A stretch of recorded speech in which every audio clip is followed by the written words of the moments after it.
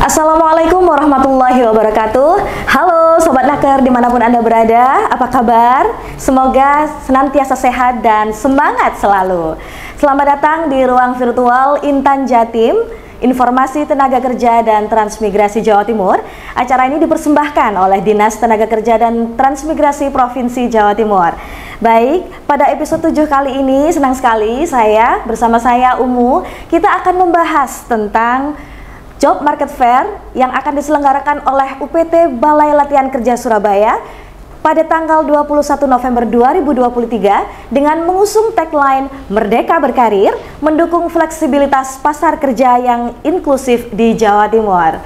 Baik, senang sekali bersama saya saat ini telah bergabung 3 orang narasumber yang luar biasa, menginspirasi dan memiliki kredibilitas serta expertise di bidangnya masing-masing. Yang pertama ada Bapak Sunaria SEMM, Bapak Kepala UPT Balai Latihan Kerja Surabaya, penyelenggara Job Market Fair besok. Bagaimana kabarnya Pak? Alhamdulillah sehat, Pak. Sehat Bapak, baik. Yang kedua ada Bapak Mahmud Junaidi SIPSH. Baik, beliau merupakan perwakilan dari FKLPID, Forum Komunikasi Lembaga Pelatihan dengan Industri Daerah BLK Surabaya. Beliau juga merupakan HRGA Manager dari PT Bambang Jaya. Dan yang ketiga ada Ibu Talita Vanda Valeri Mustafa SPSI, merupakan HR Recruitment and Organization Development Supervisor dari PT Campina Ice Cream Industry Tbk, gitu ya. Sehat-sehat Ibu, Bapak juga. Baik, begini Bapak, untuk pertanyaan yang pertama mungkin saya akan menyampaikan kepada Bapak Sunaria dahulu ya, sebagai penggagas acara JMF. Bagaimana sih Pak, UPT BLK Surabaya ini kan akan melaksanakan JMF pada tanggal 21 November 2023 di halaman kantor UPT BLK Surabaya ya Pak ya. Mungkin Bapak bisa menjelaskan sedikit tentang konsep acaranya seperti apa, kemudian sumber anggaran, dan apa ya Pak target yang hendak dicapai dari penyelenggaraan JMF ini? Oke, terima kasih Mbak. Bahwa Job Market Fair yang akan diadakan di UPT BLK Surabaya ini adalah salah satu rangkaian memperingati hari jadi pemerintah Provinsi Jawa Timur yang ke-78 dan ditempatkan di UPT BLK Surabaya. Job Market Fair sendiri adalah mempertemukan antara pencari kerja dengan pengguna tenaga kerja secara langsung akan terjadi penempatan. Kita tahu bersama bahwa kondisi ketenagakerjaan di Jawa Timur untuk tingkat pengangguran itu masih cukup tinggi, di mana di bulan Agustus tahun 2023 TPT di Jawa Timur sekitar 4,88% atau sekitar 1,17%. Nah, inilah yang menjadi tugas kita bersama, bagaimana untuk bisa menekan angka pengangguran. Salah satunya adalah dengan diadakannya event Job Market Fair ini, agar nanti informasi kesempatan kerja bisa terinfokan kepada masyarakat luas, terutama adalah alumni pelatihan kerja di BLK Surabaya ini. Sedangkan sasarannya adalah untuk masyarakat pencari kerja yang luas, dan juga yang diutamakan adalah untuk alumni peserta pelatihan di UPT BLK Surabaya ini. Karena di UPT BLK Surabaya ini kan juga banyak ya alumni-alumni berbagai kejuruan. Kan untuk di BLK ini kan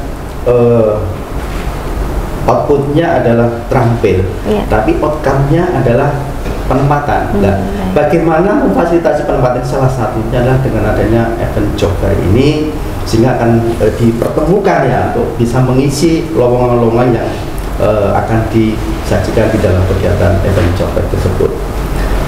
Untuk kegiatan job fair ini nanti diadakan di tanggal 21 November tahun 2023 di halaman UPT BLK Surabaya, dan ini anggarannya bersumber dari PAPBD Pemerintah Jawa Timur tahun 2023. Saya yakin untuk kegiatan job fair ini akan sangat membantu kepada masyarakat luas, khususnya adalah pencari kerja dan alumni peserta pelatihan di UPT BLK Surabaya. Karena ini adalah event yang luar biasa untuk bisa mempertemukan pencari kerja dengan pengguna tenaga kerja tersebut secara langsung, dengan tujuan adalah penempatan. Penempatan ya Pak ya. Jadi bagaimana mereka, para pencari kerja itu bisa mendapatkan lowongan pekerjaan atau pekerjaan yang sesuai dengan minat juga sesuai dengan kemampuan mereka, kapabilitas mereka dan kompetensinya gitu ya Pak ya? Ya, memang inilah kondisi ketenagakerjaan kita, tantangan dunia ketenagakerjaan kita juga sangat kompleks. Pertama adanya bonus demografi ya, bonus demografi itu kan populasi masyarakat banyak anak-anak muda, sehingga kalau kita tidak bisa memanfaatkan bonus demografi tersebut akan menjadi ancaman, banyak pengangguran, banyak kriminalitas.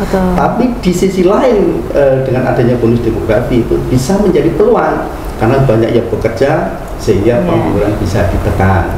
Salah satu juga sekarang sudah era revolusi industri 4.0 di mana semuanya serba digital.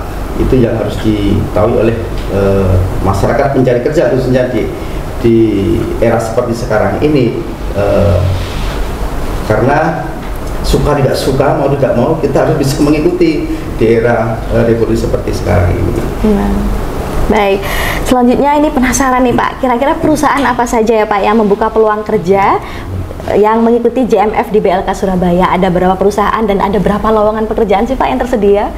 Untuk event pelaksanaan job fair di UPT BLK Surabaya tahun 2023 ini ada sebanyak sekitar kurang lebih 2.500 lowongan dengan posisi jabatan seperti brand manager, accounting, manufaktur, HRD, quality control, dan masih banyak lagi. Nanti bisa dilihat di informasi. Dan untuk perusahaannya ada sekitar 50 perusahaan lebih. Cukup banyak ya Pak ya? 50 perusahaan di bidang manufaktur, bidang perbankan, bidang konstruksi, dan retail dan lainnya banyak. Jadi nanti bisa, monggo masyarakat pencari kerja bisa nanti hadir, dan sebelumnya nanti bisa mendaftar dulu melalui aplikasi Simpelcak nanti di surabaya.disnakertran.jatimprof.go.id, nanti pilih di job fair. Oh gitu, jadi menarik sekali ya Pak ya tuh Sobat Naker dimanapun Anda berada. Kalau misalnya kalian atau Anda ya hendak mencari lowongan informasi terkait lowongan pekerjaan yang banyak, kita bisa menemukannya di job fair yang diselenggarakan oleh BLK Surabaya. Ada berbagai lowongan pekerjaan dan juga ada 50 perusahaan yang tergabung di sana. Yuk kita manfaatkan, silakan menghadiri acara Job Market Fair di tanggal 21 November besok. Baik, oh iya Pak, tentang tadi yang Bapak sampaikan harus daftar di mana, itu bagaimana ya prosedurnya untuk para pencaker untuk bisa mendaftar? Karena banyak pertanyaan nih Pak dari netizen gitu ya, apakah ini tuh daftarnya secara online, terus seleksinya secara online, apakah harus datang atau bagaimana Pak? Untuk mekanismenya sekarang kan sudah di era digital ya Mbak. Untuk memudahkan bagi masyarakat pencari kerja, nanti bisa mendaftar secara online. Tapi nanti di tanggal 21 harus datang hadir di event job fair tersebut, karena nanti di situ juga sudah tersedia perusahaan-perusahaan yang peserta job fair itu.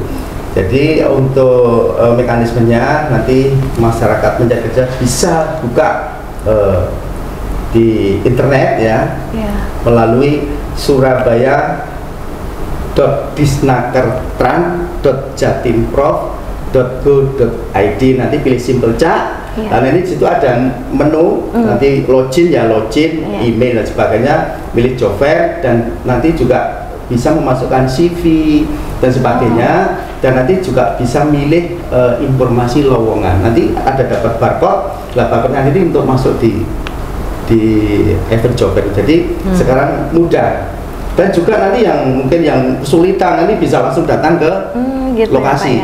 Dan kita juga semua generasi muda kan juga kadang-kadang juga IT ya apa sih kadang-kadang orang yang nggak ngerti kok ribet dan sebagainya, nanti bisa dilayani juga di tempat. Tapi untuk memudahkan bisa langsung dibuka di web tersebut biar mudah. Sampai dengan sekarang ini sudah sekitar 1.000 lebih ya, 1.000 lebih yang sudah mendaftar di aplikasi tersebut. Oh, sudah ada 1.000 lebih ya Pak ya. Kira-kira target peserta atau pencaker yang hadir nanti sampai berapa Pak? Targetnya di atas 3.000 ya Mbak, untuk peserta yang bisa hadir di event job fair tersebut. Karena ini lowongannya juga cukup banyak, ada sekitar 2.500 lowongan, jadi nanti bisa diisi oleh masyarakat pencari kerja, tetapi sesuai dengan kualifikasi yang disarankan, karena kita yakin banyak yang mendaftar tapi kualifikasi kadang-kadang nggak sesuai, itu kadang-kadang yang apa itu adanya gap. Kenapa banyak pencari kerja yang mendaftar itu gagal, 80% gagal karena kualifikasi yang diserahkan kadang tidak sesuai dengan yang diserahkan oleh perusahaan tersebut. Benar. Juga di dalam menghadapi psikotes, wawancara dan sebagainya itu yang harus juga diperhatikan, dipersiapkan. Baik, Pak Narya, ini beberapa netizen ini ada yang bertanya, seberapa jauh sih peluang alumni BLK Surabaya mendapatkan kesempatan bekerja? Apakah ruang lingkupnya hanya di dalam negeri atau bisa sampai di luar negeri, Pak? Ya, terima kasih. Bahwa mekanisme penempatan itu tidak hanya di dalam negeri, tapi ada juga di luar negeri, yaitu mekanisme antar kerja antar negara. Dan UPT BLK Surabaya ini mungkin di tahun 2023 ini akan dijadikan sebagai center tempat uji seleksi tenaga welder dari Samsung Heavy Industry Korea. Dan nanti di tanggal 21 pas event job fair akan ada MOU, nota kesepahaman antara pemerintah Provinsi Jawa Timur melalui Dinas Tenaga Kerja dan Transmigrasi dengan Samsung Heavy Industry Korea Selatan. Dan itu adalah untuk tenaga welder.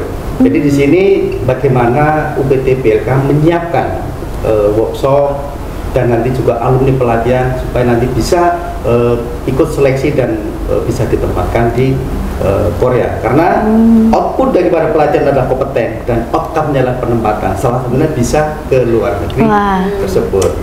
Luar biasa. Tidak dipersiapkan. Oke, Pak. Terima kasih Pak Narya untuk jawabannya. Sekarang saya akan bertanya kepada narasumber berikutnya, yaitu Bapak Mahmud Junaidi, akrab disapa dengan Pak Jun ya. Oh, Pak Jun. Oke. Pak Jun, baik. Ini ada pertanyaan Pak dari netizen. Kira-kira saat ini jabatan dan kompetensi apa saja yang banyak diperlukan oleh dunia kerja saat ini? Jabatan ya. Jadi kalau kita berbicara tentang mungkin maksudnya kualifikasi dan kompetensi apa yang dibutuhkan. Benar. Jadi ada beberapa hal yang selain non teknis itu banyak dipersyaratkan oleh perusahaan. Ya, kita mungkin sudah familiar ya dengan yang namanya aspek soft skill. Nah, ini tentunya ini adalah aspek pelengkap dari aspek teknis yang dipersyaratkan. Jadi setiap perusahaan selalu memberikan kualifikasi dan kompetensi yang dibutuhkan dalam suatu posisi. Kalau kualifikasi terkait tadi apa yang disampaikan Pak Narya, kualifikasi terkait apa, misalnya background pendidikannya apa, terus kemudian apakah harus memiliki pengalaman, apakah mempersyaratkan tinggi badan. Ini bukan maksudnya body shaming, tetapi karena ada beberapa mesin produksi itu karena buatan Eropa, dia dipersyaratkan minimal 165 cm. Apakah harus mempersyaratkan tidak buta warna, itu terkait kualifikasi. Kemudian kompetensi ini melekat pada posisi-posisi yang ditawarkan.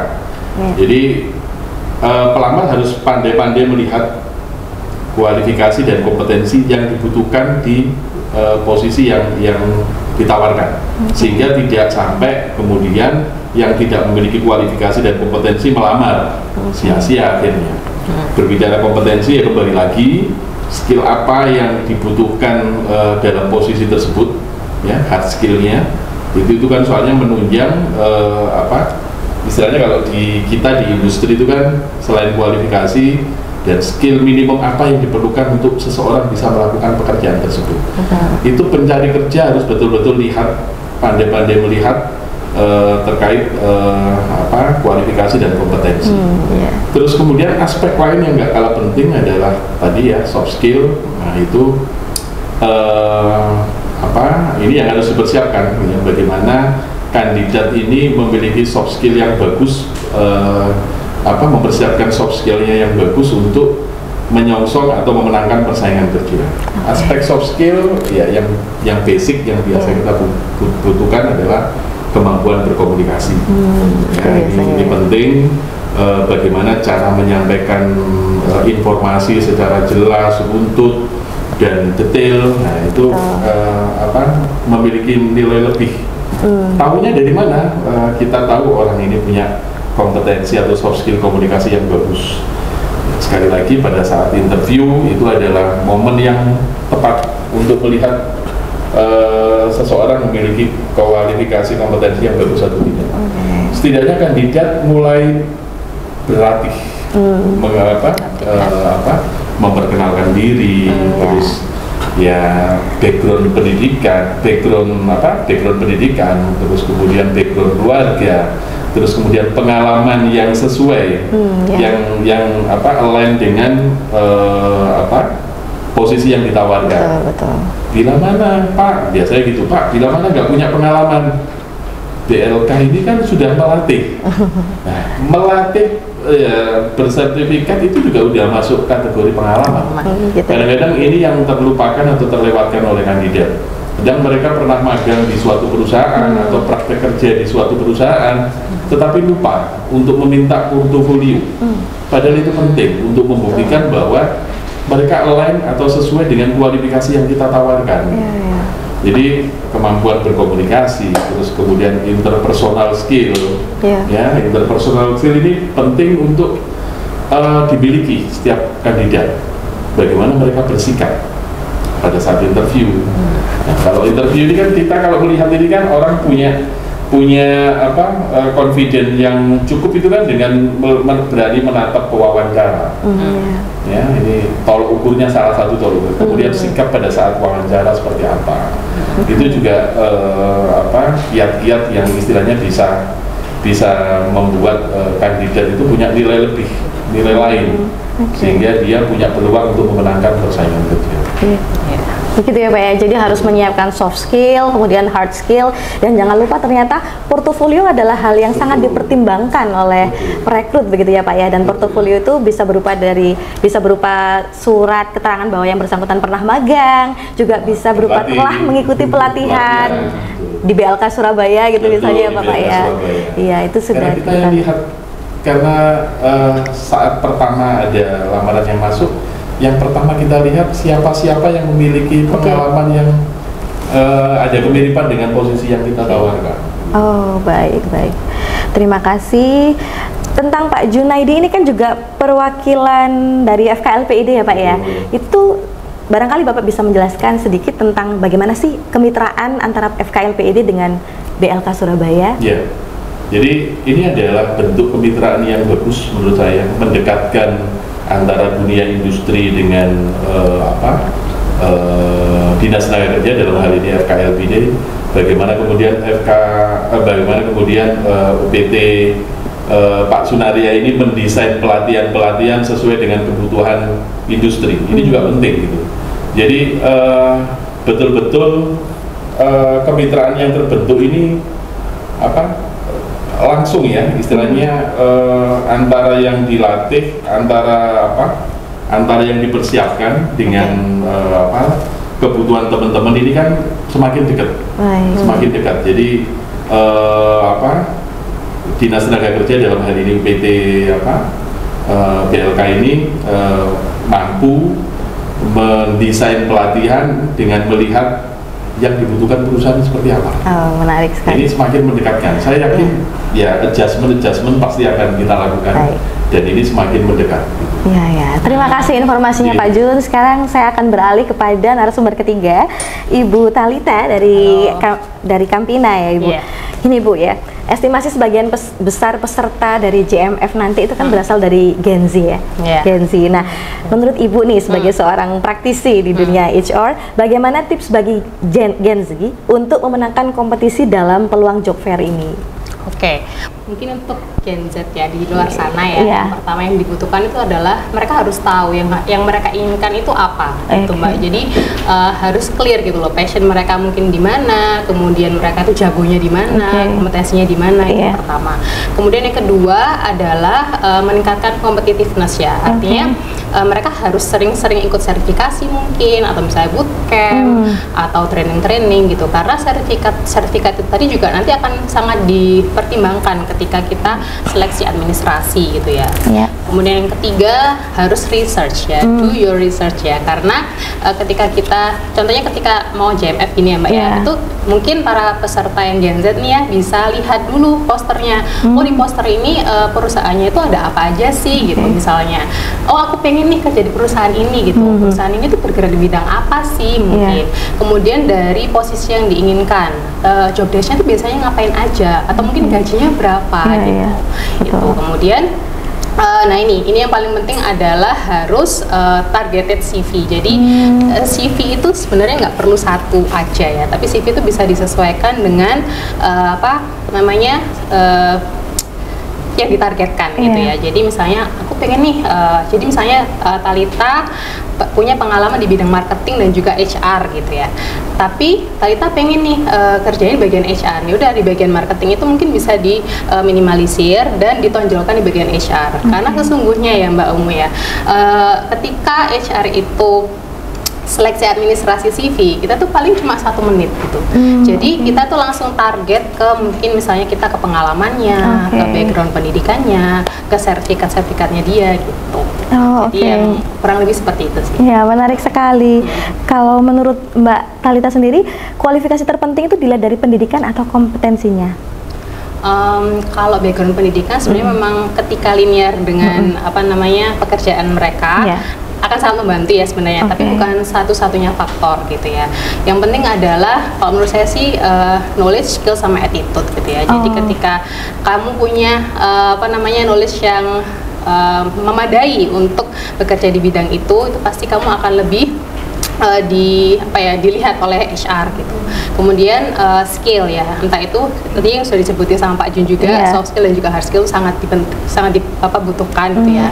Dan yang terakhir ini yang menurut saya yang paling penting, itu adalah attitude. Gitu ya. Jadi kalau attitude-nya udah bagus itu sebenarnya knowledge dan skill-nya udah bisa kita bangun ya gitu ya. Tapi ketika apa namanya job seeker itu attitude-nya udah nggak bagus, itu pasti kita udah biasanya bakal tidak memilih gitu ya job seeker itu. Gitu. Jadi attitude itu sangat perlu.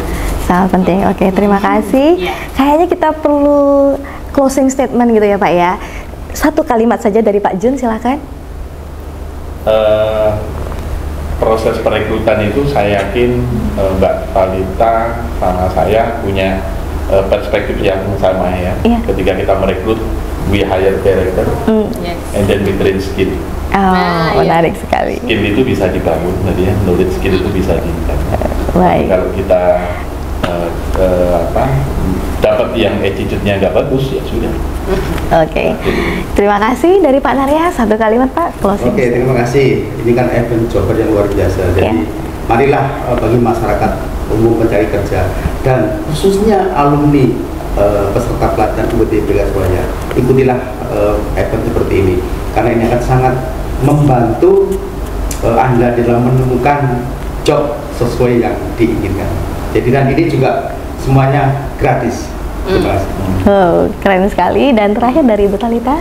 Mungkin untuk para Gen Z di sana ya, jangan berpikiran bahwa dunia kerja itu berat gitu ya. Jadi memang untuk mengukir masa depan itu memang berat ya pastinya ya Mbak ya gitu. Jadi it's okay lah to slow down ya, it's okay to slow down, but quitting is not an option gitu ya. Jadi harus tetap jalan terus. Tetap semangat. Baik, demikian tadi bincang-bincang kita dengan ketiga narasumber yang luar biasa. Saya ingatkan kembali kepada seluruh sobat naker dimanapun Anda berada, jangan lupa hadir dan ikuti Job Market Fair di UPT Balai Latihan Kerja Surabaya pada tanggal 21 November 2023. Karena tersedia lebih dari 2.500 lowongan dan 50 perusahaan yang hadir.